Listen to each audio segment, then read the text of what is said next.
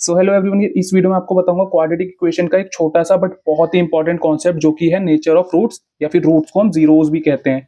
अब यहाँ पे देखो नेचर ऑफ रूट्स का मतलब क्या होता है भाई। मेनली देखो आपकी जो भी क्वाड्रेटिक इक्वेशन होती है, यहाँ पे मैंने स्टैंडर्ड फॉर्म लिखी है क्वाड्रेटिक इक्वेशन की, A X square plus B X plus C equals to zero. इसके आपके दो रूट्स निकलते हैं, दो जीरोस निकलते हैं ना।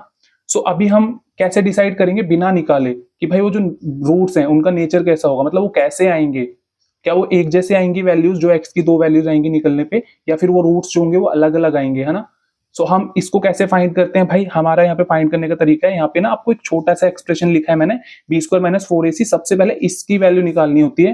देन हम क्या चेक करते हैं भाई, अगर देखो सबसे पहली कंडीशन इस B square minus four A सी की वैल्यू निकालने पे ग्रेटर देन जीरो आती है, मीन जीरो से बड़ी आती है, तो there will be two distinct real roots of the given quadratic equation. मतलब जो भी क्वाड्रेटिक इक्वेशन होगी उसके कितने दो रूट्स होंगे, रियल रूट्स, है ना। मतलब कि रियल रूट्स का मतलब होता है नेगेटिव पॉजिटिव कुछ भी हो सकता है ना। दो अलग अलग डिस्टिंक्ट मतलब होता है डिफरेंट रूट्स निकलेंगे, है ना, अलग अलग दो वैल्यूज जो होंगी।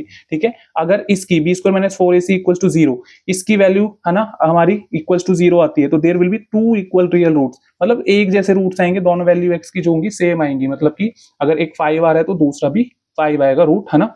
अब देखो अगर B square minus four A सी इसकी वैल्यू लेस देन जीरो आती है सॉल्व करने पर, तो there will be no roots. Means no roots का मतलब है, नो रियल रूट्स का मतलब है भाई कोई भी सॉल्यूशन ही नहीं होगा उस क्वाड्रेटिक इक्वेशन का, निकाल ही नहीं पाओगे आप। सिंपल। ठीक है, अब ये जो एक्सप्रेशन है B square minus four A सी, इसका एक वर्ड में नाम होता है डिस्क्रिमिनेंट, इसको डिस्क्रिमिनेंट बोलते हैं। तो मेनली कहने का मतलब ये है, आपको नेचर ऑफ रूट फाइंड करने के लिए ये डिस्क्रिमिनेंट का वैल्यू फाइंड करना होता है सबसे पहले। देन आप डिसाइड करते हैं ये कंडीशन के अकॉर्डिंग कि वो कैसे होंगे। ठीक है, सो ये आप कर लेना।